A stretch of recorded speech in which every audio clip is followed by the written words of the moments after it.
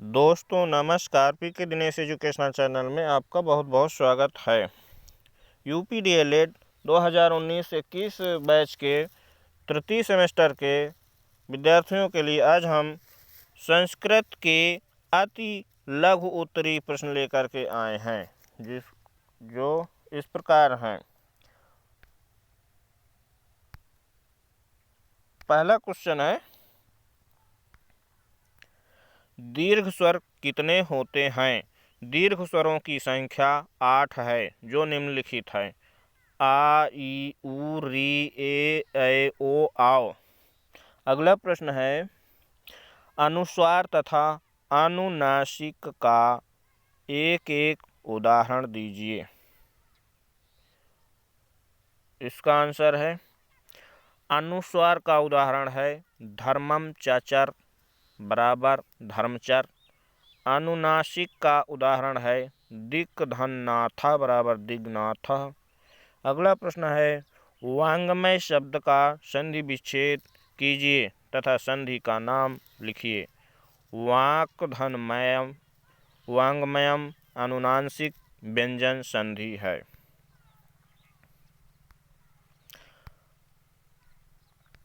अगला प्रश्न है, वाणी के कितने रूप बताए गए हैं? वाणी के 4 रूप बताए गए हैं, परा, पश्चंती, मध्यमा, वैरवरी। अगला प्रश्न है, वर्ण कितने प्रकार के होते हैं? वर्ण 2 प्रकार के होते हैं। उत्तर है स्वर और व्यंजन। अगला प्रश्न है, हा का उच्चारण स्थान क्या है? उत्तर है कंठ। आकुह विसर्जनीयाम कंठः। अगला प्रश्न है, ट वर्ग का उच्चारण स्थान क्या है? उत्तर है मूर्धन्य। ऋतुरसाणाम मूर्धः। अगला प्रश्न है, च वर्ग का उच्चारण स्थान क्या है? इसका आंसर है तालव्य। इचुयसानाम तालुः। अगला प्रश्न है, पा वर्ग का उच्चारण स्थान क्या है? उत्तर है ओष्ठ। उपपुद्धमानीय ओष्ठौ। अगला प्रश्न है, ता था दाधा ना से प्रारंभ शब्दों का उच्चारण स्थान क्या है? इसका है लर्तुलसानाम दंतः। उत्तर है इसका दंत। अगला प्रश्न है, अशुद्ध उच्चारण का कोई एक कारण बताइए। उत्तर है माता पिता तथा परिवारीजनों का अशिक्षित होना। अगला प्रश्न है, संधि के मुख्य रूप से कितने भेद हैं? उत्तर है संधि के मुख्य रूप से 3 भेद हैं। अगला प्रश्न है, गुण संधि किसे कहते हैं? उत्तर है ह्रस्व और दीर्घ आ या आ के पश्चात यदि ई, उ, री में से कोई भी स्वर आता है तो इन वर्णों के स्थान पर क्रमशः ए, ओ, अर और अल हो जाते हैं तो उसे गुण संधि कहते हैं। अगला प्रश्न है, व्यंजन संधि किसे कहते हैं? उत्तर है जहाँ किसी व्यंजन का किसी बाद वाले व्यंजन वर्णों के साथ मेल होता है तथा परस्पर मिलने से जो परिवर्तन होता है उसे व्यंजन संधि कहते हैं। अगला प्रश्न है, विसर्ग संधि किसे कहते हैं? उत्तर है जहाँ विसर्गों के साथ स्वर या व्यंजन के मिलने से कोई विकार होता है तब विसर्ग संधि कहते हैं। अगला प्रश्न है, समास के कितने भेद होते हैं? उत्तर है समास के 5 भेद हैं। प्रश्न है अगला, द्वंद्व समास क्या है? उत्तर है इस समास के दोनों पद प्रधान होते हैं। दोनों पदों का संबंध जोड़ने के लिए चा का प्रयोग करते हैं। उदाहरण, पितरौ माता चा पिता।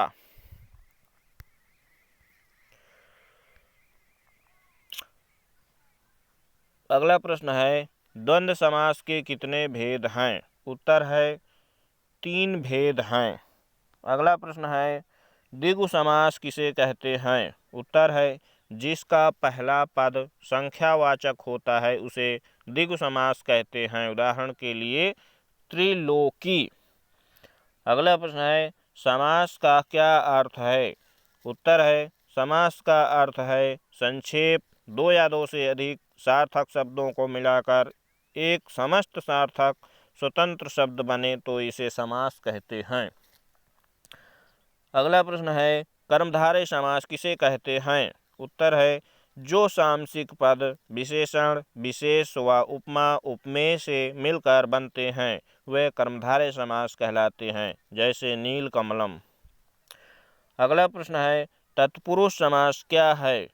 इसमें उत्तर पद प्रधान होता है, प्रथम पद में द्वितीया से लेकर सप्तमी तक की विभक्तियाँ लगती हैं। इसका विग्रह विभक्ति के अनुसार ही किया जाता है, जैसे राजपुत्रः। अगला प्रश्न है बहुव्रीहि समास क्या है? इसमें दोनों पद प्रधान होते हैं तथा दोनों पद किसी तीसरे पद की विशेषता बताते हैं, जैसे दशाननः। अगला प्रश्न है बहुव्रीहि समास के कितने भेद हैं? उत्तर है बहुव्रीहि समास के दो भेद हैं। अगला प्रश्न है नए धन अकह में कौन सी संधि है? इसका उत्तर है अयादि संधि है। अगला प्रश्न है अवनीशः में कौन सी संधि है? इसका उत्तर है दीर्घ संधि है। अगला प्रश्न है महेशः में कौन सी संधि है? उत्तर है गुण संधि। अगला प्रश्न है देवालयः में कौन सी संधि है? इसका उत्तर है दीर्घ संधि। इसके बाद अगला प्रश्न है वसुधैव में कौन सी संधि है? इसका उत्तर है वृद्धि संधि। अगला प्रश्न है पितरे किस विभक्ति एवं वचन का रूप है?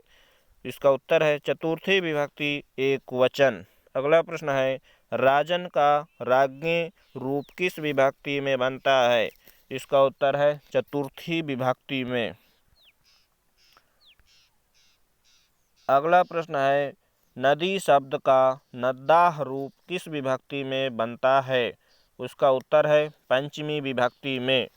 इसके बाद अगला प्रश्न है रमाणाम किस रूप किस विभक्ति व वचन का है? इसका उत्तर है षष्ठी विभक्ति बहुवचन। अगला प्रश्न है धेनौः का विभक्ति और वचन क्या है? उत्तर है सप्तमी विभक्ति और एक वचन। अगला प्रश्न है गुरुवे किस विभक्ति एवं वचन का रूप है? गुरुः गुरु गुरुवे गुरुः गुरु गुरुवे गुरुआ गुरुभ्याम गुरुभि गुरुवे गुरुभ्याम गुरुभ्य। इसका चतुर्थी विभक्ति एक वचन। अगला प्रश्न है पितृ शब्द का षष्ठी एक वचन का रूप है? उत्तर है पितुः। अगला प्रश्न है राज्ञः किस विभक्ति एवं वचन का रूप है? उत्तर है द्वितीय विभक्ति और बहुवचन। अगला प्रश्न है भगवान किस विभक्ति एवं वचन का रूप है? उत्तर है प्रथमा विभक्ति एवं एक वचन। अगला प्रश्न है क्रिया किसे कहते हैं? उत्तर है जिस शब्द के द्वारा किसी कार्य के होने या करने का पता चले उसे क्रिया कहते हैं। अगला प्रश्न है धातु किसे कहते हैं? उत्तर है क्रिया के मूल रूप को धातु कहते हैं, जैसे पठ गम हंस इत्यादि। अगला प्रश्न है भू धातु लोट लकार प्रथम पुरुष बहुवचन क्या होगा? उत्तर है भवन्तु। अगला प्रश्न है अस धातु लिट लकार प्रथम पुरुष एक वचन क्या होगा? उत्तर है भविष्यति। अगला प्रश्न है गम धातु विधि लिंग लकार उत्तम पुरुष एक वचन क्या होगा? गच्छेयम। अगला प्रश्न है पठ धातु के विधि लिंग लकार मध्यम पुरुष एक वचन का रूप लिखिए। उत्तर होगा पठेह। अगला प्रश्न है पीताम्बरः में कौन सा समास है? उत्तर है बहुब्रीहि समास। अगला प्रश्न है पितरौ में कौन सा समास है? उत्तर है द्वंद्व समास। प्रश्न है अगला त्रिलोचनः में कौन सा समास है? उत्तर है द्विगु समास। अगला प्रश्न है राम कृष्णौ में कौन सा समास है? उत्तर है द्वंद्व समास। अगला प्रश्न है राजपुत्रः में कौन सा समास है? उत्तर होगा तत्पुरुष समास। अगला प्रश्न है हरिहरौ में कौन सा समास है? इसका है द्वंद्व समास हरि चा हरौ चा। अगला प्रश्न है नीलाम्बरम में कौन सा समास है? नीलम अम्बरम यस्य सह बहुव्रीहि समास। इसका उत्तर है। अगला प्रश्न है कारक कितने प्रकार के होते हैं? उत्तर है संस्कृत व्याकरण में 6 कारक माने जाते हैं। कर्ता, कर्मचा, करणे चा, संप्रदाने तथैव चा, अपादानाधिकरणे इत्यादि कारकम खठ। अगला प्रश्न है हिंदी में कारकों की संख्या कितनी है? उत्तर है हिंदी में कारकों की संख्या 8 है। अगला प्रश्न है रामेण सह सीता वनम गतवती वाक्य में रामेण पद में कौन सी विभक्ति है? उत्तर है रामेण पद में तृतीया विभक्ति है। उत्तर है दशरथस्य पुत्र वनम आगच्छत में दशरथस्य पद में कौन सी विभक्ति है? उत्तर है षष्ठी विभक्ति है। अगला प्रश्न है रामः अश्वेन गच्छति रेखांकित पद में कौन सा कारक एवं विभक्ति है? करण कारक एवं तृतीया विभक्ति है। अगला प्रश्न है गुरुवे नमः रेखांकित पद में कौन सा कारक एवं विभक्ति है? संप्रदान कारक एवं चतुर्थी विभक्ति। नमः के योग में चतुर्थी विभक्ति होती है। अगला प्रश्न है श्री गणेशाय नमः रेखांकित पद में कौन सा कारक एवं विभक्ति है? संप्रदान कारक चतुर्थी विभक्ति। नमः के योग में चतुर्थी विभक्ति होती है। अगला प्रश्न है नदी सुगंगा श्रेष्ठा रेखांकित पद में कौन सा कारक एवं विभक्ति है? उत्तर है अधिकरण कारक एवं सप्तमी विभक्ति। अगला प्रश्न है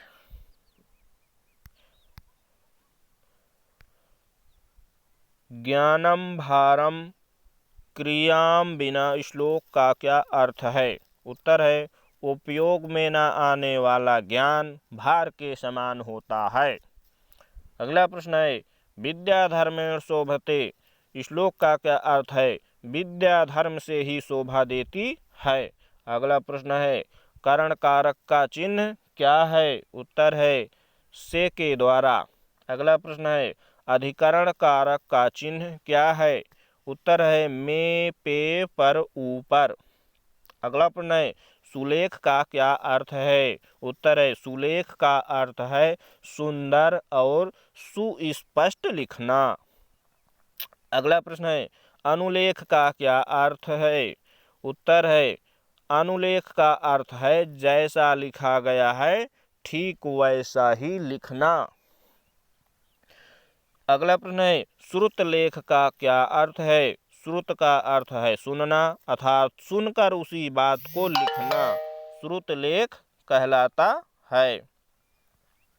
इसके बाद है अगला प्रश्न है प्रत्यय कितने प्रकार के होते हैं? उत्तर है प्रत्यय प्रधान रूप से 2 प्रकार के होते हैं कृदंत प्रत्यय और तद्धित प्रत्यय।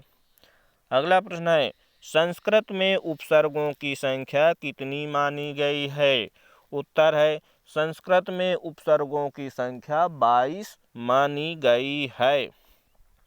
अगला प्रश्न है संस्कृत उपसर्ग क्या होते हैं? उत्तर है ऐसे शब्दांश जो शब्द के पूर्व में जुड़कर उसके अर्थ में परिवर्तन कर देते हैं वे उपसर्ग कहलाते हैं। जैसे प्राधनहार बराबर प्रहार। अगला प्रश्न है वाच्य क्या है? उत्तर है किसी बात को कहने के ढंग को वाच्य कहते हैं। अगला प्रश्न है वाच्य के कितने भेद हैं? उत्तर है संस्कृत में वाच्य के 3 भेद होते हैं कर्तुवाच्य, कर्मवाच्य, भाववाच्य। अगला प्रश्न है बी उपसर्ग लगाकर 5 शब्द बनाइए। उत्तर है बिहार, विजय, विवाद, विराम, विदेश। अगला प्रश्न है अनु उपसर्ग का प्रयोग कर कोई 3 शब्द बनाइए। उत्तर है अनुरोध, अनुगमन, अनुग्रहम।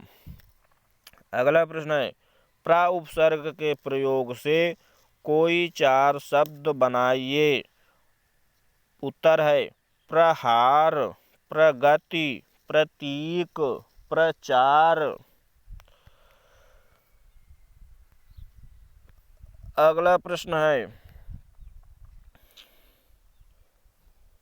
तव्यत तव्य प्रत्यय से कोई दो शब्द बनाइए। उत्तर है पठधन्तव्यत, पठितव्यम, क्राधन्तव्यत, कर्तव्यम।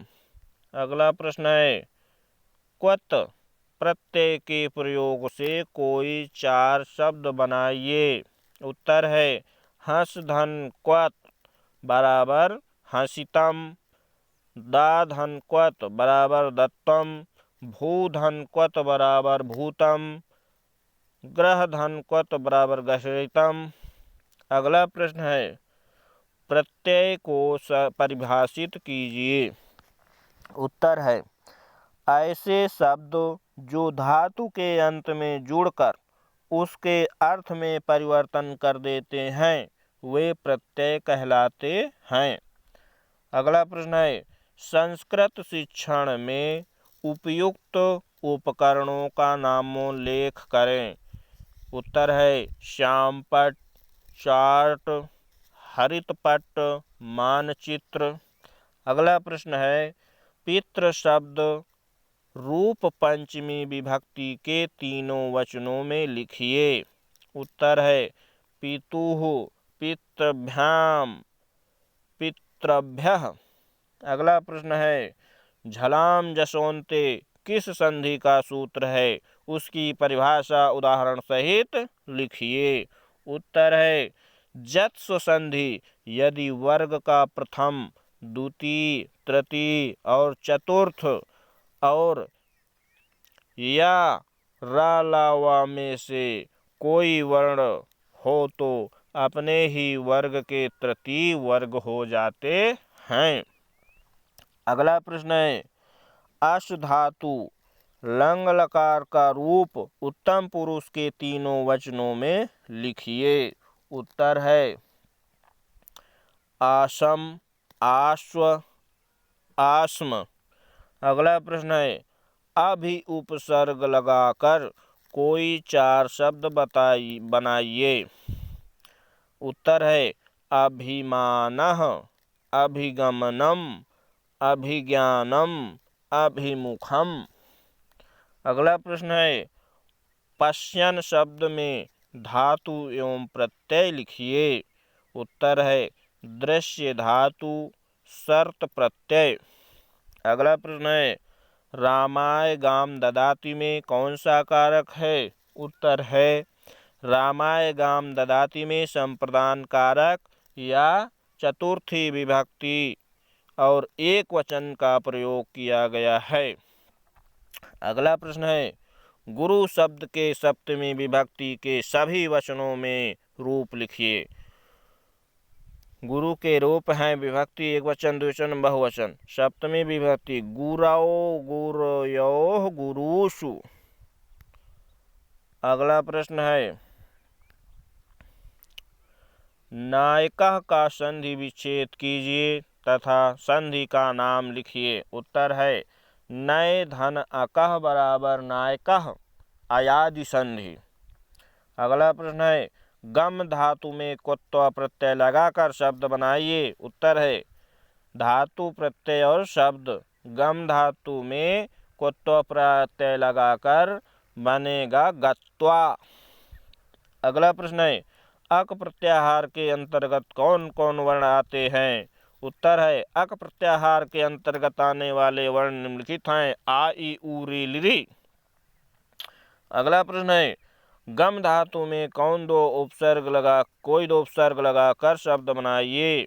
उत्तर है गम धातु में उपसर्ग लगाकर बने हुए शब्द हैं गम, अनु उपसर्ग लगा करके अनुगमनम, गम प्रति उपसर्ग लगा करके बनेगा प्रतिगमनम।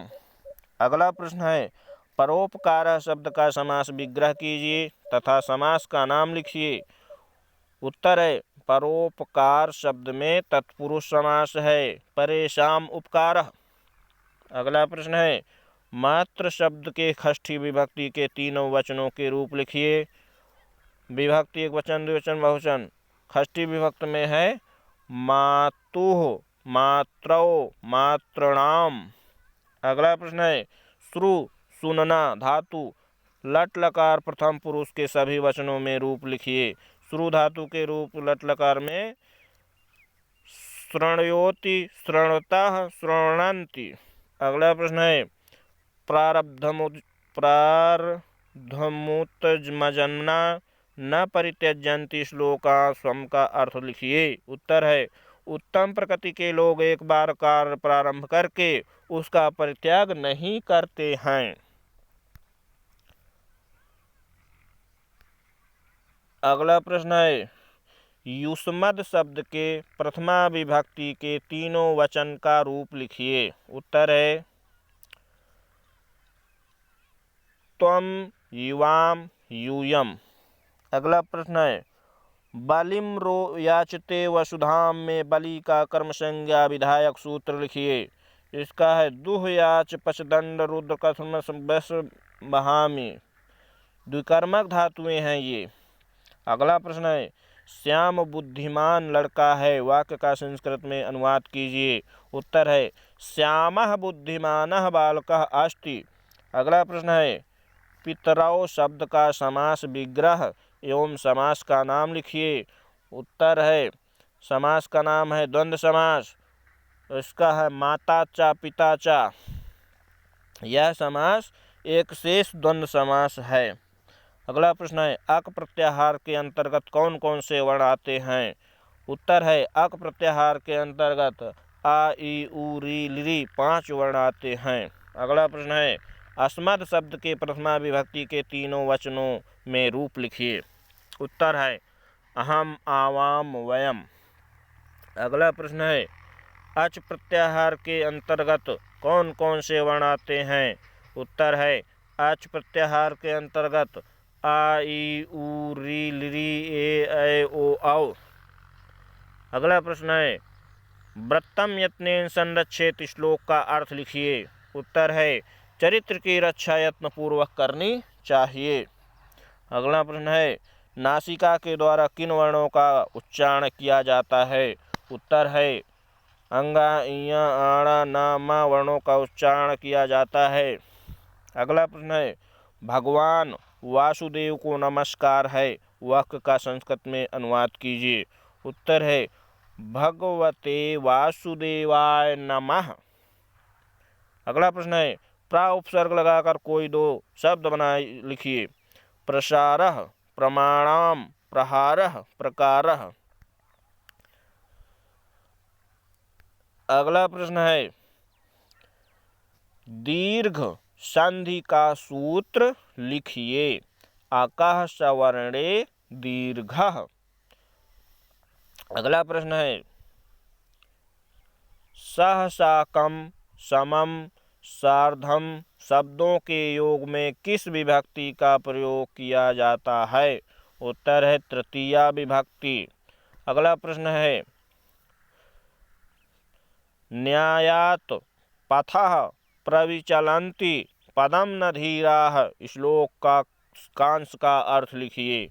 उत्तर है सज्जन पुरुष न्याय के मार्ग पर चलते हुए कभी विचलित नहीं होते हैं।